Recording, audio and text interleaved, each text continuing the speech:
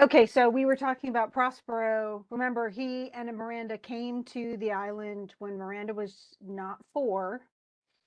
So I think it's like she's over 3, but she's not 4. So now, 12 years later, she's 15, not quite 16. And Prospero is finally telling her, I have not been to that one. That's, I'll have to check that out.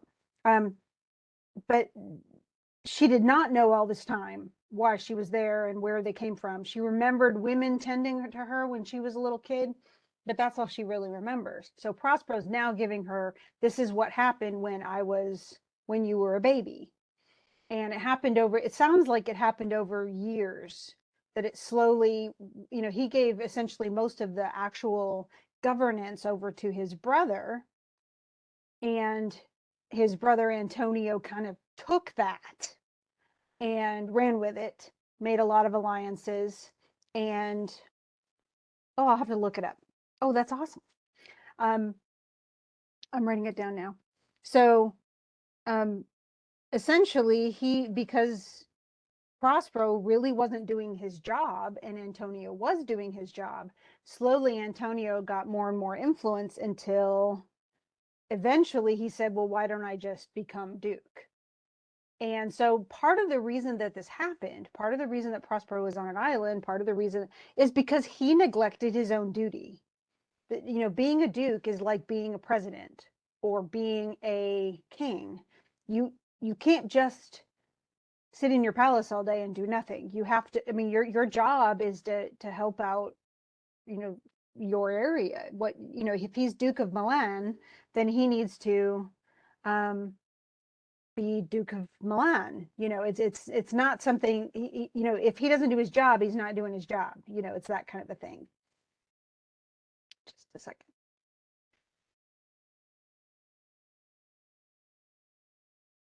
And so, in some ways, the this is his fault. Okay, no, was it good? I mean, remember, who inherits in this kind of a situation if they have a rank of a duke and earl or something like that? Who inherits? Well, the oldest son. So Prospero's the oldest son. But the truth is at this time we don't have this because we're not American, because we're American. We don't have counts and dukes and earls and stuff like that. But they're very much used to the system where the oldest inherits everything and the younger people, that's all they don't get anything. And so for so many people, that person, that oldest son is they are by God anointed as the rightful owner of that rank. And so if the younger brother's like, I want to do it, well, he doesn't have the right. Well, and in some ways, but there's a little bit of understanding that if somebody else were the president, say that your older brother became president, and then instead of running the country, the older brother, ate, drank beer all day or whatever, wrote his memoirs or whatever he was doing, but he wasn't actually doing any, having any meetings with anybody in the government or doing any managing. And instead he says, well, you're my brother. You just sign those things for me and you go to that press meeting and you go and meet with Congress and you go and that's pretty much what happened. But it's still sad. I mean, brothers shouldn't do that. And the fact that what he did with this is not okay. So it's one thing to say, what Antonio should have said is, dude, this is your job, come do it. And so while he was, studying, my false brother awaked an evil nature. He essentially envied him. Like, why should you have the rank when I'm the one who's doing all the work? I should have it instead. So he essentially said, he created this idea of Prospero, and so he had all the connections. So he had all of the control because he was the one in control of all of my money. And he even took as much of the power as possible. It's like, oh yeah, sure, I'll take care of that too, and I'll add that and add and Prospero wasn't paying attention. And so with all of that, taking more and more control um, as he did, essentially he started spreading lies. He did believe, because I've been doing this and doing that and doing that, I am the Duke. That's what Antonio decided. So out of the substitution and executing the outward face of royalty, so in other words, I'm doing all the work, so really I am the Duke. And of course, he says, as he's saying this, so his ambition's getting even bigger. And he says, do you hear? So in other words, he thinks Miranda's not paying attention, which is really funny.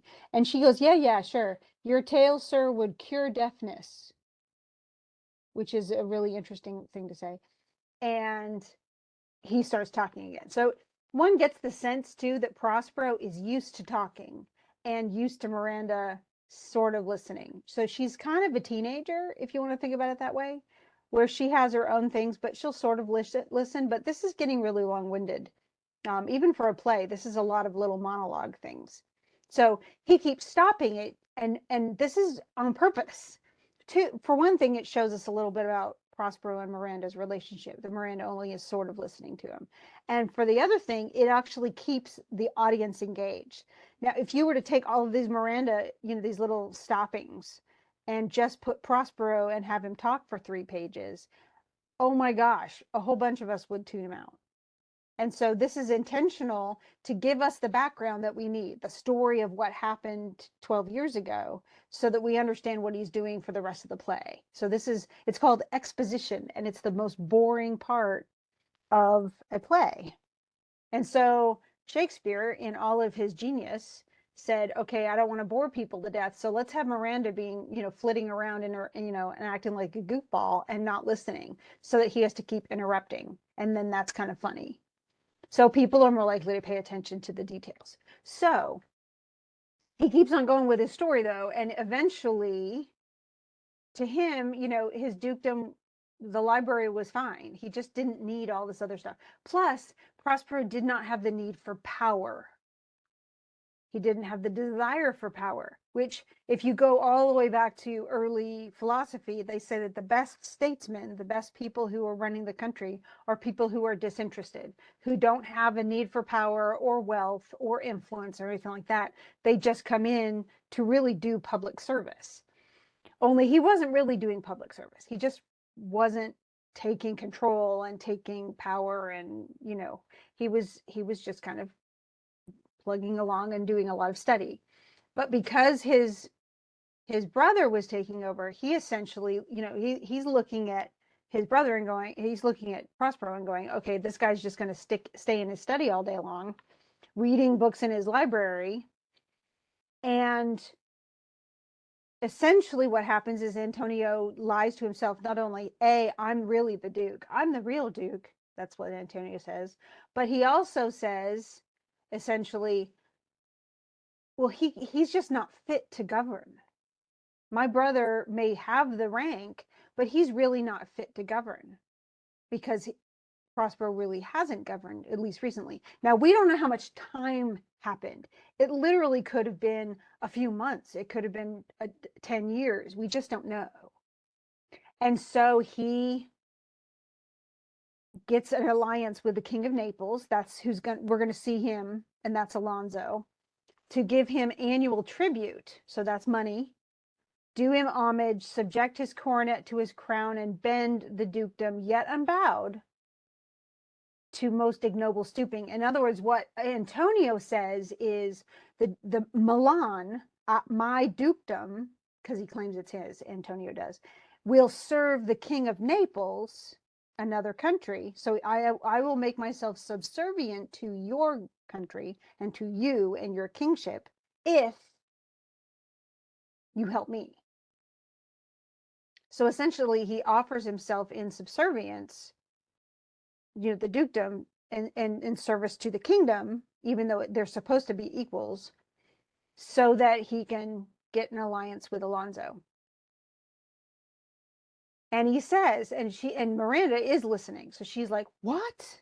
And Prospero says, he says, mark his condition in the event, then tell me if this might be a brother. So he says, if once you see, if you see what he's done, obviously he's not treated me like a brother. And so she says, okay, well, it's not any woman's fault. So it's not the grandma's fault that the brother turned out to be a jerk. Good wombs have borne bad sons. So it's not your mom's fault that your brother was a jerk. And so so she's saying essentially, okay, I don't blame my grandmother, your mom, but it sounds like your brother really wasn't a good brother. And he wasn't. He was bad. You don't do stuff like this to your own brother. And so what happens is what results. The King of Naples was an enemy to Prospero because they were rivals. And so he listens to Antonio. And so there is no reason necessarily for this, but because of all of the homage and everything, and I know not how much tribute. So he doesn't know how much Antonio paid him to do this. The king agreed to chuck Prospero out of the dukedom, and then confer fair Milan with all the honors on my brother. And so then Antonio got they got a treacherous army levied. One midnight, fated to the purpose, did Antonio open the gates of Milan to Alonso. And in the dead of darkness, the ministers for the purpose hurried thence, me and thy crying self. So in other words, they didn't kill the Duke of Milan, but they took the Duke and his only heir, which is Miranda. And she says, oh no. She goes, I bet I cried out then. And she says it's emotional for me now, and just to hear what happened when I was a baby, but he goes, well, let me and then it says here a little further, and then I'll bring me to the present business. So in other words, he's saying, I'm giving you backstory. It's like what in the Lego movie when she's backstory, stuff like, well, that's what we're getting. This is where the exposition is. And so he says, just a second, let me give you the rest. And she says, well, why didn't they just kill us? Which is a really interesting thing for her to say, since she's supposedly been so protected. And he says, well demanded, wench. So he's like, okay, chicklet, which is my favorite word for girl. That's a good question. Why didn't they just kill us? And he said they dared not. Because the people, even if Antonio was sort of running the country, the people loved Prospero. And they could not, that's like way up there as far as sins. In fact, if you look at Dante's Inferno, which is an Italian piece of literature, of course, but in the very bottom, there are 9 levels of hell. And at the very bottom, the worst of the worst, the absolute worst, are those who kill their masters, or those who kill the people who are in charge. King killers, assassinators of statesmen. Like in literally in the bottom of hell, there's Lucifer. He's stuck in the ice in the hell in Dante's Inferno. He has 3 heads. The middle head is chewing on Judas Iscariot, who betrayed Jesus, and the 2 other heads on either side are chewing on Brutus and Cassius, who murdered Julius Caesar. So the people who kill those in power, that's like the worst of the worst. It's the worst sin ever, according to, of course, a lot of people's thinking back then. And so he says, well, they couldn't exactly do that and kill me. That would be the worst of the worst, And so instead, they hurried us onto a bark, a ship, bore us some leagues to sea, where they prepared a rotten carcass of a boat, not rigged. So essentially, they put us in a boat that was going to sink. It had no tackle, sail, mast, so you couldn't sail it anywhere. The very rats had instinctively quit it. There they put you in. They essentially put both dad and little kiddo in, and they thought, okay, well, let the sea take them. So it's kind of like, this is actually a pretty epic sort of construct. This happens a lot in a lot of Greek trauma. You know, somebody says, oh, if so and so lives, then he's going to grow up and kill you. And so the person who thinks they're going to be killed instead tries to do away with the baby. What they end up doing is just, oh, well, I can't kill it, so I'll just abandon it somewhere. And then the baby grows up and comes back, you know, and actually does, you know, it fulfills the destiny. And so the same sort of thing is they couldn't bear to kill him, but they think, okay, I'm going to put him in this rotting boat and with no sail, no way of steering, no way to go anywhere, at the mercy of the waves. They're going to die anyway. Only they didn't.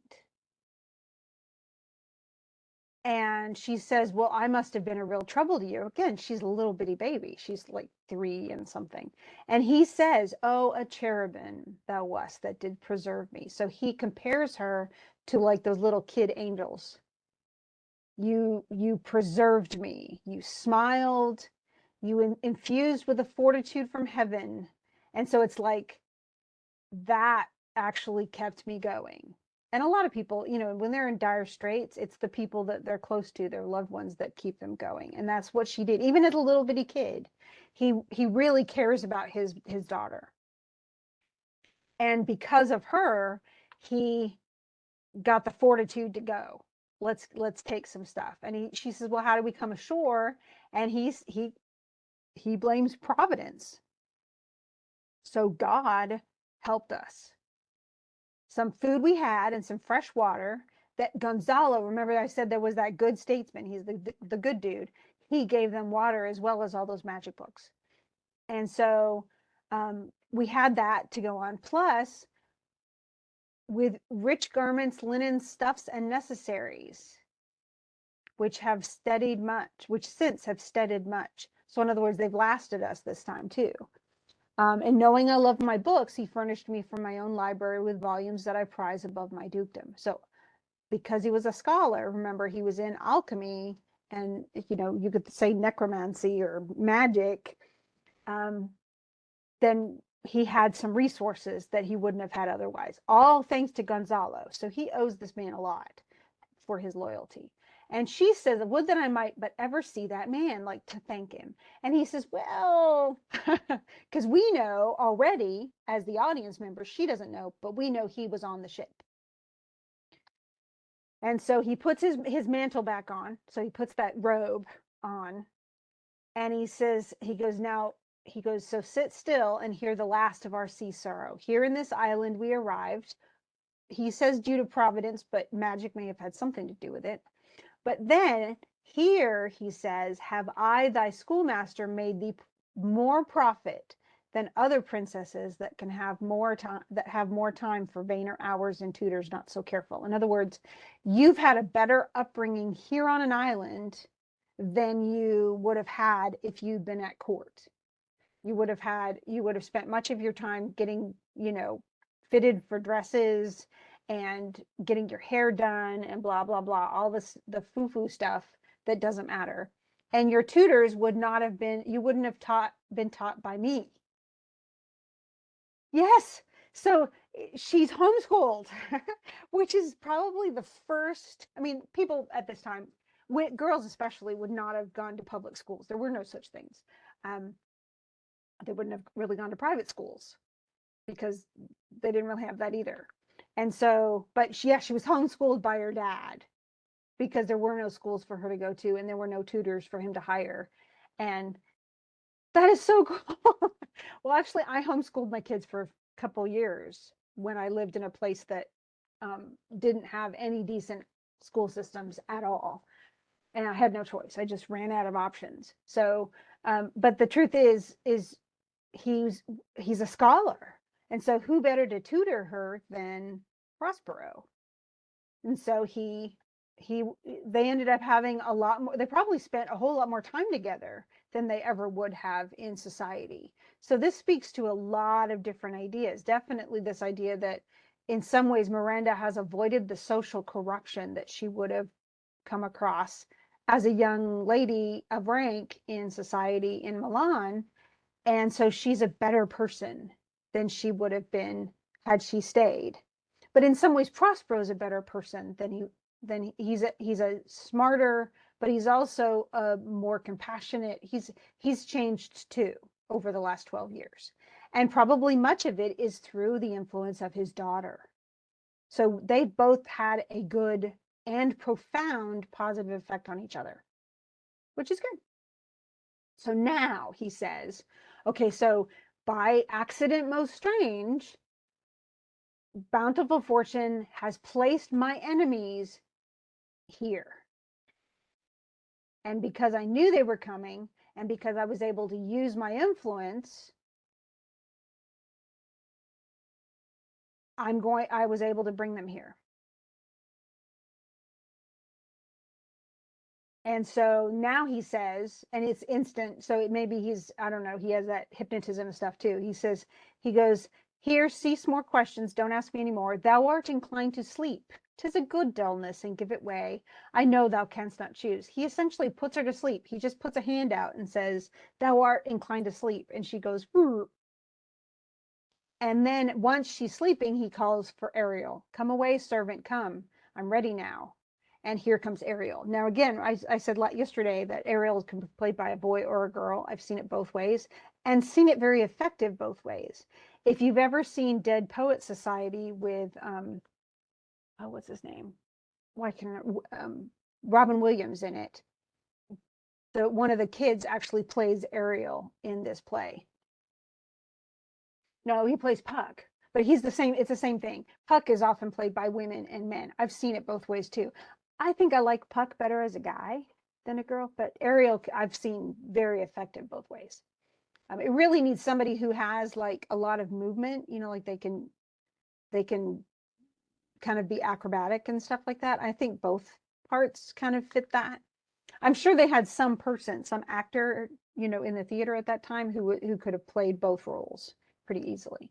But here comes Ariel, and Ariel is a spirit, not an angel, but definitely like a fairy or some type of sprite or other similar kind of magical creature. And Ariel can be invisible, and that's something you have to understand to understand how he can just wander around with people and they don't know that he's there. But yeah, he can be super invisible. Sometimes they'll use different lighting to make him look invisible, but he comes in.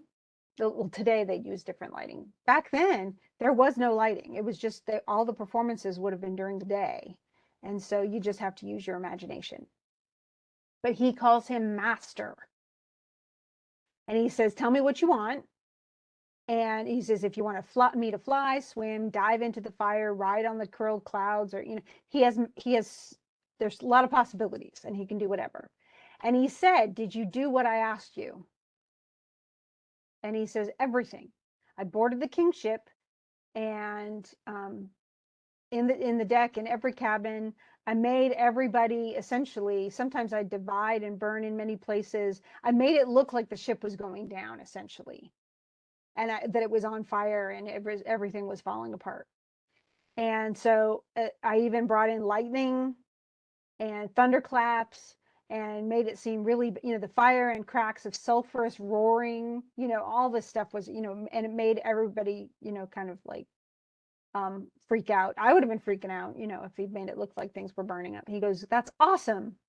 And who was so firm, so constant that this coil would not affect him? In other words, all this mess, the fire and the storm and everything else would have made anyone freak out, even the most rational person. Yes, that's right. It was fairy glamour. I'm kind of surprised you know that.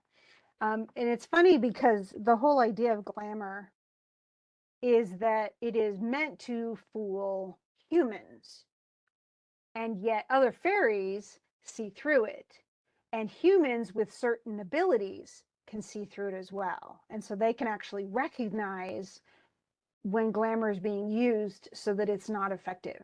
But most humans just buy it.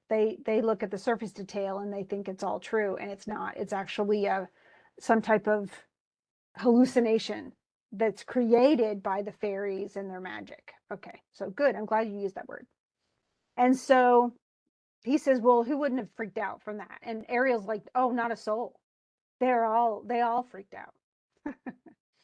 All but the mariners plunged in the foaming brine and quit the vessel. So everybody except for the people who were sailors jumped overboard. And they thought, of course, it was on fire. The king's son Ferdinand, with hair up staring, so his hair was sticking on the back of his neck and up off his head. Yeah, I love fairy tales too. There's some, I like a lot of like modern stories that use fairies too. So, and then he says he was the first man that leaped. So the Ferdinand went, he jumped overboard, and he says, what, he says, but was not this nigh shore? And he goes, oh, it's close. Are they safe, Ariel? And he goes, not a hair perished. Everybody lived. On their sustaining garments, not a blemish. In fact, I clean them all up. So there's no seawater on everybody. They all look nice and clean. I've dispersed everybody. So they're all in little groups, just the way you told me. The king's son, I've landed by himself. So Ferdinand's off on his own on one part of the island. And he's pretty sad. So he's awake and he thinks, oh wow, everybody else is dead, and that's the whole point. So I've kind of spread them all around so they all think everybody else is dead. And he says, the mariners say how thou hast disposed. Okay, so please tell me what you did with the mariners and the ship. Ship is fine. It's safely in harbor. And the mariners all under the hatches are stowed and they're all sleeping. So it's like Sleeping Beauty. I've left all of those people sleeping on the ship until we can get all this other stuff taken care of. Because the mariners, they're not at fault. They did nothing 12 years ago that had anything to do. Yes. So the Gonzalo actually notices that, wow, my clothes, they're just all nice and clean and shiny, but Ariel did it. It's all magic. It's kind of like, I don't know, I've seen a few places where, you get wet and then if they have magic, they just go and then they're all like dry again. I still remember it's one of my favorite Goofy movies. It's super romantic, but it's called Date with an Angel, and the same thing happens. She falls from the sky, and then he goes to get a towel because she's all wet. She falls into the pool out back, and he drags her out of the pool and then puts her on the couch and goes, oh, I need a towel. He runs off to go get a towel, and by the time he comes back in, she's all dry. And it's like, okay, well, that's it. So he dries them all up, cleans them all up, so they don't even have any stains on their clothing. There's no salt water, rind stuff that gets, ugh. I don't know if you've ever gotten your clothes all salty or covered with sand. Either one's bad. But no, he fixes all of that. Then he leaves all the sailors asleep on the ship, and they're going to stay there.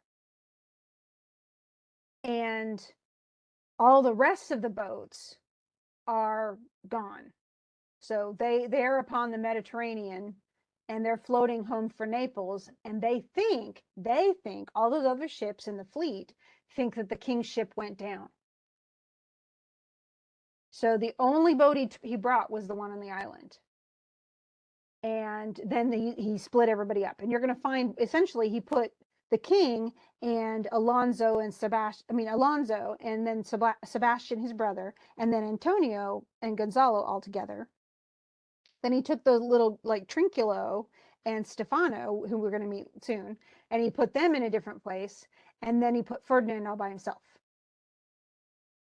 And so he goes, that's exactly. He says, but there's more work. What's the time of day? And he says, past the mid-season, so afternoon. And he goes, at least 2 glasses, which means, and I'm not sure what with the glass, it just says the time twixt 6 and now must by us both be spent most preciously, which means it's before late evening, but we have more stuff to do. Yes.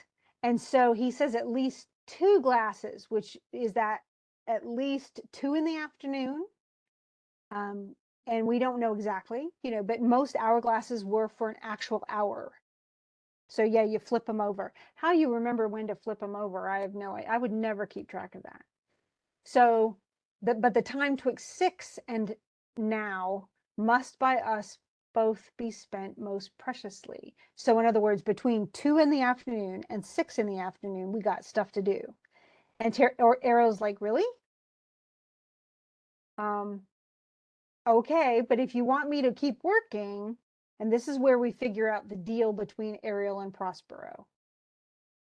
Oh, I have one that does 5 minutes. It's a 5 minute one. Um, so, but I can't, I just lose track of time too easily.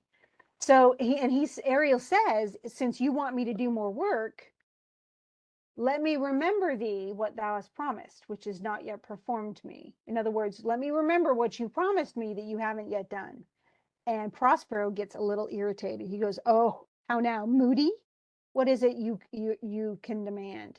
And he goes, my liberty. That's what you promised. You promised to free me. And Prospero's like, before the time is out? No, not until I say. And he says, okay, fine, but remember, I've done worthy service for you. I haven't told any lies. I made no mistakes, served without grudge or grumblings, and you promised to bait me for a full year. And so he's like, hey, you told me that this would all happen. And Prospero says, did you forget what torment I freed you from? And Ariel's like, no. So this is how we find out that Ariel serves him, because he saved him. He says, remember, you think it's a lot to do what you've been doing and to do my business, but is that what you're saying? And you think it's just too much? And he goes, no, I don't think it's too much. He goes, you lie. Have you forgotten the foul witch Sycorax? And we never meet her. She's dead. But she had essentially been torturing him. And she's dead. And actually, we're going to meet her son. That's the witch's son, Caliban. But have you forgotten about her? No, sir. So he sounds like a southern, little kid. No, sir. So he's calling him on the carpet. And he goes, yes, you have. Where was she born? Tell me. In Argier, that's going to suggest too that she's going to have, she's not she's not from Naples. She's not from any of these civilized countries. She's from somewhere else. And it says, oh, was she so? And then do I have to recount what happened? So what did Sycorax do?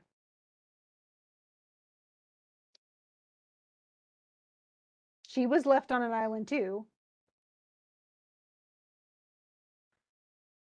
Well, and the truth is, and Jordan, you say you think it's wrong that he did this. The truth is he wouldn't have been able to do any of this without Ariel.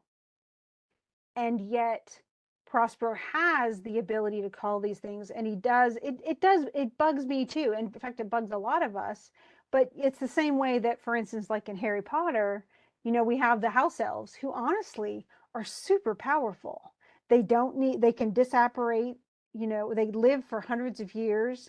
They um, they don't have to use a wand to do magic. They have so many really amazing abilities, and yet they're kept as slaves underneath the control of the magicians. I mean, of the wizards and witches.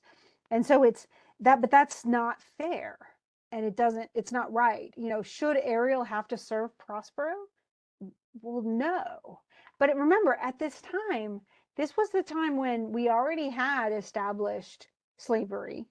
Remember, 1492, that's when Columbus came over, started taking Native Americans as slaves. Very soon afterwards, and by this time, there was a very well established slave trade with Africa. And African slaves were pretty common, and they will become more common, especially in certain countries. Um, and so this is coming out at a time when people believed that it was okay to have slaves. And so they would not have viewed the slavery, the use of Ariel, as nearly a bad thing as we do today. You would be like, well, what right does he have? And yet for Prospero, he has a total right. Well, first of all, he has the right because he's upper class. So he can use anybody he wants. No, but, well, and it's, thank goodness that it creeps you out, because the truth is slavery is a horrible institution, and the fact that it occurred for so long is awful, and that so many Native Americans died under slavery, and so many Africans were taken from their continent and forced into slavery. All of that's bad. There's no, today we still have a slave trade, mostly um, a sex slave trade, but it's international. And unfortunately, I actually had a student who had been kidnapped at 9, and she was kept in the slave trade here in the United States. Actually, she lived in Indiana, and she was a slave. She was essentially a slave until she escaped at 15. And so, that still happens. And but it's not legal at this time. Though it was totally legal, it was not illegal to take, and so people would not have, they would have said, Ariel, ooh, that's so cool that Prospero had that power. They would not have said, oh, how horrible that he, but there is some sympathy in there too. Ariel's a very sympathetic character, and in the end he still gets what he wants too. He is released, but really he's released once Prospero doesn't need him anymore, and that's really what's important. So yes, he is absolutely being used. Now, is he forced to do horrific things that are, no, and he's not killed, and he's not forced to do things that are horribly dangerous, but he still has no real choice in the matter. So Prospero, essentially what happened is that the Sycorax, the witch, wanted her, wanted Ariel to do what she wanted. And yet it says, as thou reportest thyself, you were then her servant, and for you were a spirit too delicate to act her earthy and abhorred commands. And because you refused to do what she said, she confined you into a pine tree, into a cloven pine, within which rift imprisoned thou didst painfully remain 12 years. So when Ariel was found, Ariel was embedded inside of a pine tree where Sycorax had imprisoned him or her. And after she imprisoned him, she died. Yeah, she wanted him to do evil stuff. Remember, okay, there's good magic and bad magic. Okay, it's just like in Harry Potter and so many of the other things. Like there's the dark magic, and then there's but Ariel didn't want to do the bad stuff. Because remember, what Prospero asked him to do, he doesn't kill anyone. He doesn't really harm anyone. And so Ariel is a good spirit. That's why Ariel would say no to Sycorax. And because he said no, she imprisoned him inside a tree. So Prospero lets him out, and she can't let him out because she died. Remember, she was brought with child, so she is pregnant when she's brought to the island. And so what she imprisons, essentially takes him as a servant. Then he won't do what she wants, because what she wants to do is too evil. She imprisons him in a tree, dies, and then probably a few, I guess it's many years after that, he gets on the island and finds Ariel and lets him out. He actually, he was groaning, literally he was suffering. And then the island, save for the son that she did litter here, and that's Caliban. So she left a baby, a freckled whelp, hagborn, not honored with human shape. So many people make him to look kind of half beast. And he says, yeah, that's Caliban. So they talk about him before we ever meet him. And so that Caliban, whom I now keep in service too. So he actually keeps Caliban as a servant. Now, you remember what torment I found you in. Your groans did make the wolves howl. So everybody was tortured by the torture because you were in torment. And since Sycorax couldn't free you, I did. I opened the pine and let you out. And he's like, I thank you, because he doesn't want to go back there. And he says, but if you murmurest, I will rend an oak and peg thee in other words, I will put you back in a dang tree if you don't stop complaining. So it's my, this is what I tell my kids when they get all snotty. It's quit your whining. I say it over and over again to my kids. They'll be like, oh, I don't want to have sloppy joes for dinner. Quit your whining, because it's what I made for dinner. You don't have to eat my dinner at all. But in this case, he's threatening him. Look, you keep on talking back to me and you grumble and you complain, and you're going to go into an oak tree and you're going to stay there 12 more years. He goes, no, no, no, I don't want to. I'll do whatever you want and do my spiriting gently. He goes, okay. And after 2 days, I will discharge you. So he promises him, in 2 days, you are free. And Ariel's all happy again. Yay. Okay, good. Now what shall I do? So he's all back on board. Like, okay, yes, I don't want to be imprisoned in an oak tree for 12 years. I'll do whatever you want. And he says, go take a shape that's like a nymph of the sea. So be subject to no sight but thine and mine. And so we're privileged, though, as the audience, we can see him. And nobody else on stage except for Prospero can see him. So he's telling us from this point on, Ariel's invisible. And so Ariel leaves and he wakes up Miranda. And he even says that. And she goes, wow, you're the strangest of your story put heaviness in me. I must have fallen asleep for some reason. And she doesn't know her dad did that to her. And he's like, shake it off. Come on. Like he doesn't even admit it to her. He goes, let's go visit Caliban, who never yields us kind answer, my little snotty servant. And she goes, tis a villain, sir, I do not love to look upon. She doesn't like Caliban at all. And we find out why soon.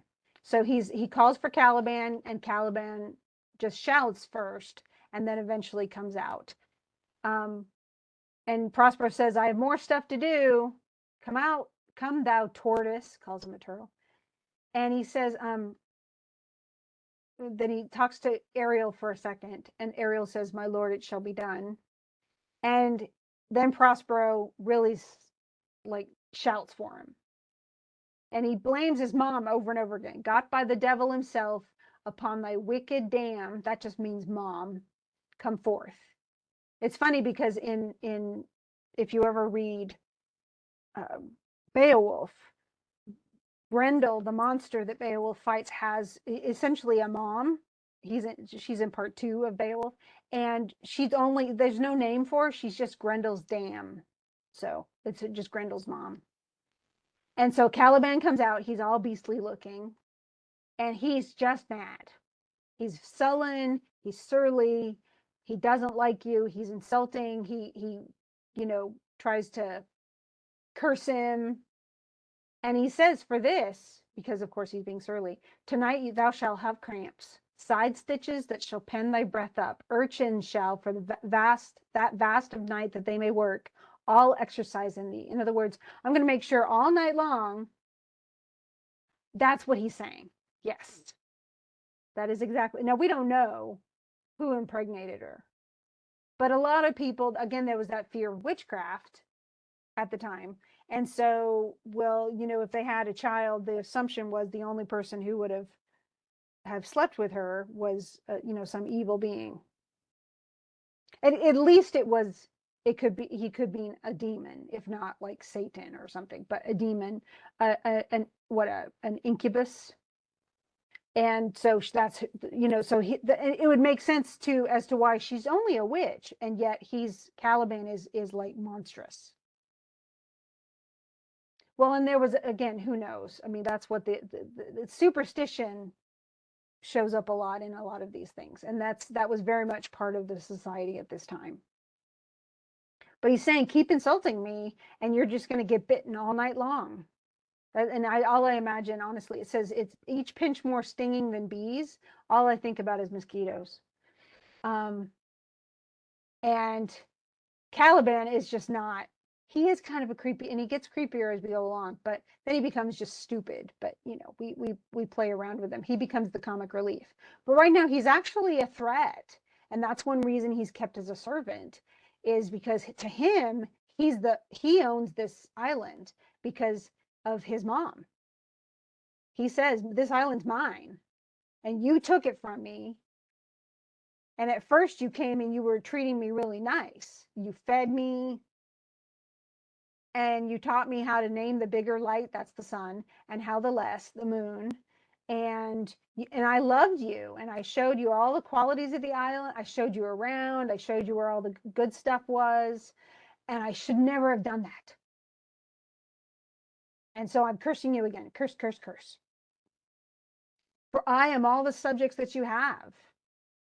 And I was the king. And here you sty me. You treat me like a pig and keep me in a sty in this hard rock while you keep from me the rest of the island. And you won't let me go anywhere. I'm your slave now. And he calls him a liar. He says, I have used thee, filth as thou art, with human care, and lodged thee in my own cell. And you lived with me until what? What did he do?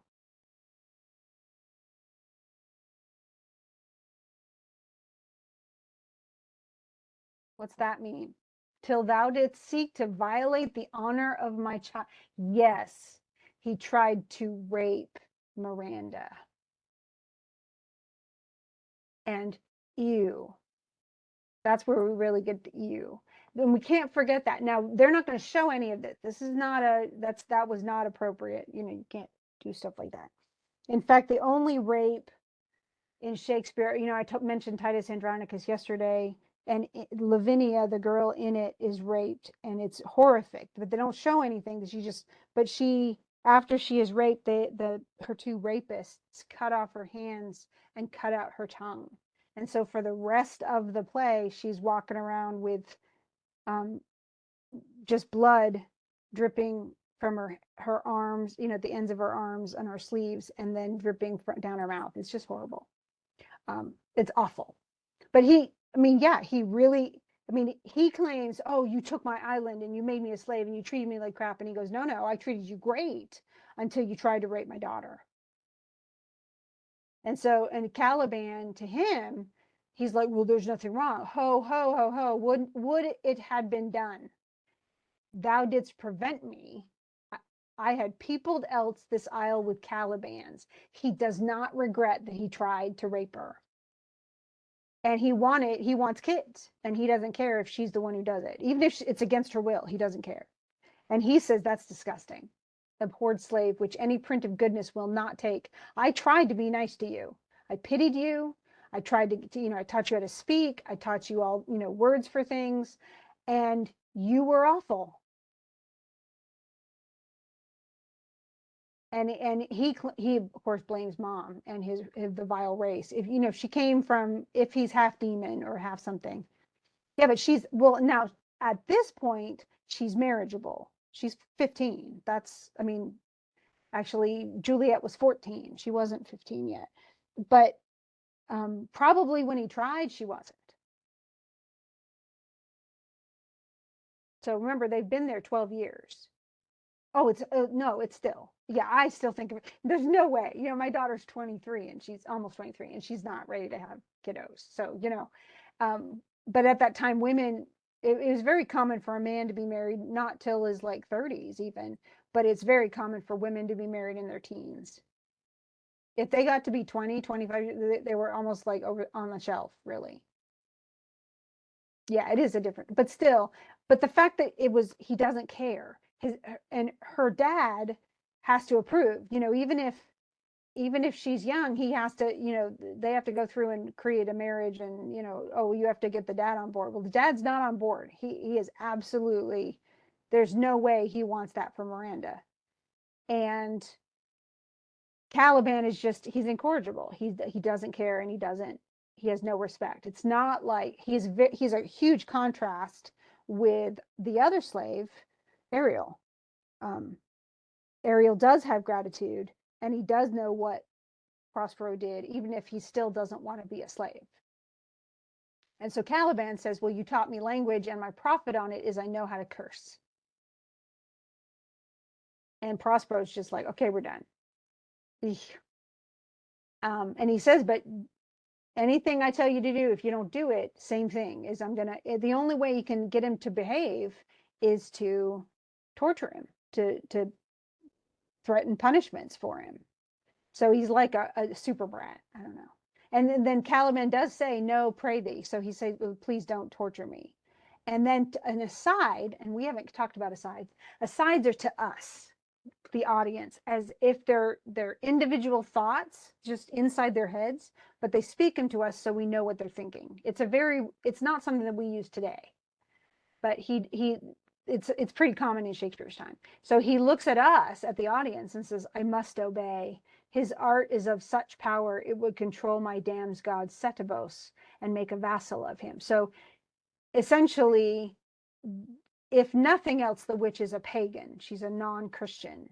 And so that kind of is where all the Caliban stuff is going to. Remember, this is a predominantly, well, Shakespeare's time, I mean, it was predominantly either Catholic or Protestant of some kind. But anyway, he obeys because he doesn't want to get tortured, and he knows Prospero's too powerful.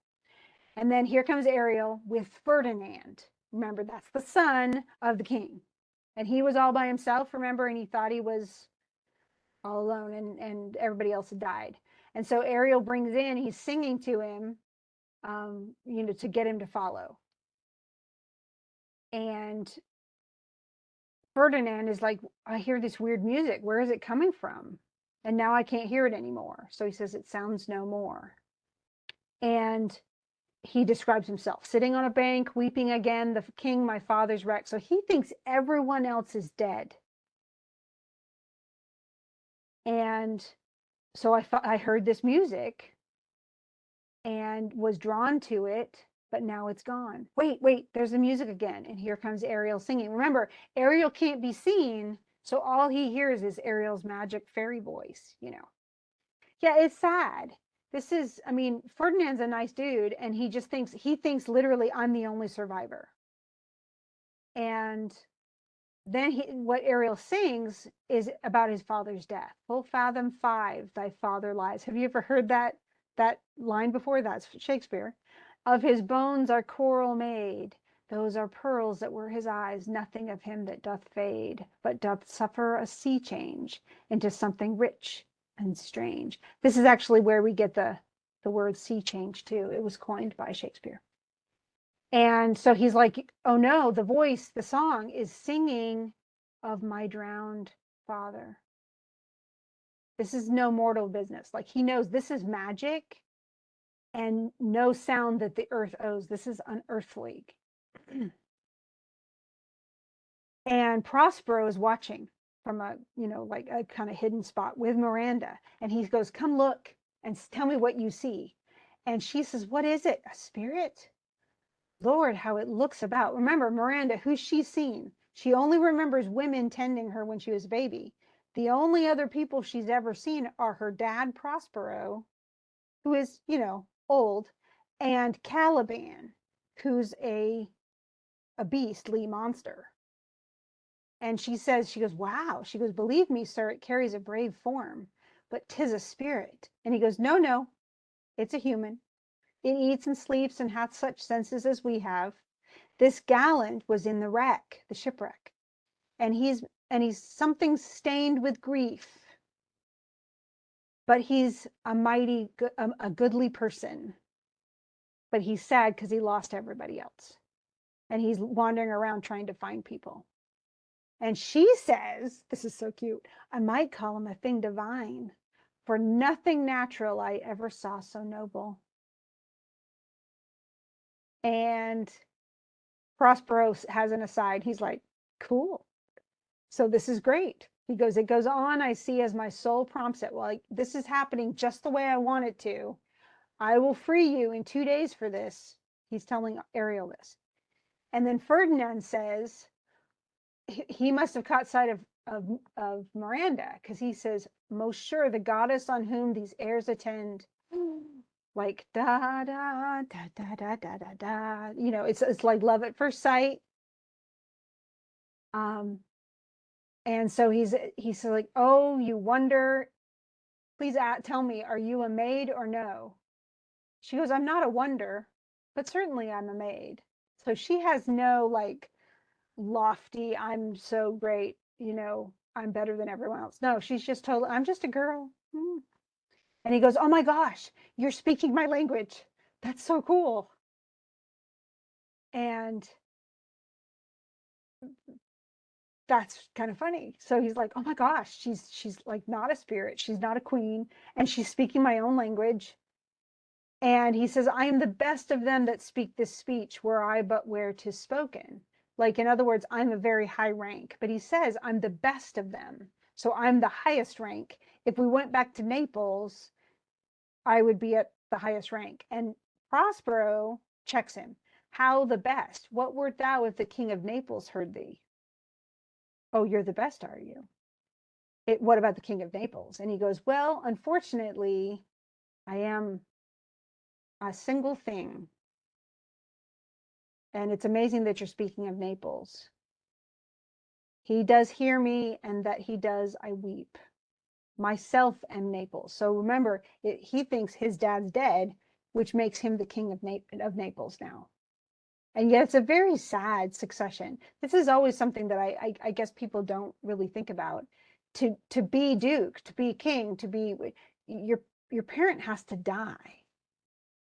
And that's certainly nothing that Ferdinand was wanting. And I think they are. I think Ferdinand and Miranda are adorable. They're just cute all the way through this. But he goes, but I saw with my own eyes my dad was shipwrecked. And Miranda's all sad. She's all empathy. She's just adorable. And Ferdinand says, yes, and all his lords, the Duke of Milan and his brave son being twain. And so he even mentions the Duke of Milan. Well, remember, Ferdinand would not know any time. He would have been too young to know of a time. He would not have any knowledge of Prospero being deposed and sent away, and Antonio taking. As far as he's concerned, Antonio is just the Duke of Milan. And it's funny because Prospero is, again, aside. He's talking to us, but he's like, at first sight, they have changed eyes. Oh, they're already in love with each other. Just what I wanted. Then he looks to Ferdinand, though. He's like, this is so exciting. My daughter's fallen in love with this kid, and he's fallen in love with her instantly. So, it really is the kind of love at first sight stuff. And then he turns to Ferdinand, though, and he says, I fear you have done yourself some wrong. A word. And he sounds firm, like bossy. And Miranda's like, she's scared. She goes, oh no. She says, I'm kind of worried that my dad won't like him. And Ferdinand says, she goes, I guess be a little cautious of my father, and yet I don't know why he's acting so ungently either. And Ferdinand says, oh, if a virgin and your affection not gone forth, in other words, if you don't love with somebody else, I'll make you the Queen of Naples. He promises her right then, I will marry you. If you're a virgin and you're not in love with someone else. And Prospero says, excuse me. So, soft, sir, one word more. And then he says to us really quick, they are both in either's powers, but this swift business I must uneasy make, lest too light winning make the prize light. In other words, but I'm not going to give in easily. This dude, Ferdinand, gets to work for it. Yeah, they're adorable. But Prospero gets to be the wrench in the gears for a bit. So he turns to Ferdinand. He goes, one word more, I charge thee that thou attend me. Thou dost here usurp the name thou owest not, and hast put thyself upon this island as a spy to win it from me, the lord on it. And Ferdinand's like, no, I'm not a spy. And Miranda's like, oh, he couldn't be at all bad because he's so cute. There's nothing ill can dwell in such a temple. Now we know you can be a really good looking person and do very bad things, but Miranda's an innocent. So if the ill spirit have so fair a house, good things will strive to dwell within it. So, but because he's so pretty on the outside, he must be pretty on the inside. And he doesn't like make his voice happy. He looks at Ferdinand and says, follow me. And then he turns to Miranda and he says, "Speak not you for him. He's a traitor. Like, stop speaking up for him. You sit back and you relax." And then he says, "I'll manacle thy neck and feet together. I'm going to tie you up. I'm going to feed you seawater, which will kill him. Your food shall be the fresh brook mussels, withered roots and husks where the acorn cradled. I'm going to feed you crap and make you drink salt water." And he goes, "No." And he actually draws a sword, but he can't move his sword. He draws a sword on Dad, on Prospero, and yet he can't move. And that's probably, of course, that's because of Ariel. In fact, a lot of people will have Ariel like move around him and like make him stop his sword. And Miranda starts pleading for him. "Oh, please make not too rash a trial of him, for he's gentle and not fearful." And he goes, "What?" And he's pretty upset. And he even says, "I say, my foot, my tutor." In other words, he dismisses her as his foot. "You are my subservient too. You're going to tell me how to act? No." And then he says, "Put up your sword, traitor, and I could disarm you." And Miranda still pleads. And Prospero says, "Don't hang on my garments." And she's like, "Please have pity. One word more shall make me chide thee, if not hate thee. Hush." He even says hush. It's right there. And he even says, he goes, "You haven't seen much. You think there are no other people who look like him? You've only seen him and Caliban." And he says, "To most," and he disparages Ferdinand. He goes, "To most men, this is a Caliban." In other words, he's uglier than most people, which is a lie. "And they to him are angels." And she's like, "I don't care." She goes, "My affections are most humble. I have no ambition to see a goodlier man. He's cute enough for me." And so, he's going through, but then we're going to see where he does torture. Essentially, he makes him work hard, figures out his work ethic. Is he a good dude? Tests him a bit, and then only then will he allow Ferdinand and Miranda to link up and become a couple. But we got to stop here. I'm going to leave this up, and I'm just going way too slow. So I'm gonna try to do it in pieces, but we'll finish up some tonight, and then I'll just make in separate recordings other stuff if people need help with going, because this is Shakespeare and it's just harder to go through. I'm trying to kind of semi-translate and put stuff into real language so you can understand exactly what they're saying. I hope that's helping, because I know some people, this is especially difficult for people, and so I'm going to try to make it so it's easier. Is that okay? Yes. And I'll try Yes. to make sure that I'm going to do them all tomorrow morning and make sure that they're loaded by tomorrow afternoon at the latest, so that you can view them. I mean, I might be able to do some this afternoon too. And if so, we might not start here, for instance, at 5 o'clock, because I may have recorded, we might even do the end or something. So Brooke and Jordan, have you both read to the end? Yes, ma'am. I finished it Okay. yesterday. Okay, I cool. have So, not read to the end, but I will try to finish it by 5 okay. Okay. because I think I only have the one act left. Okay. It's pretty short. The fifth Yeah. act almost always the shortest act. So see what you can do. And if I can get the other recordings done today before I meet with you guys at 5, I will. Okay. Okay. Thank you Okay. guys. I have some questions about the exam. I won't be able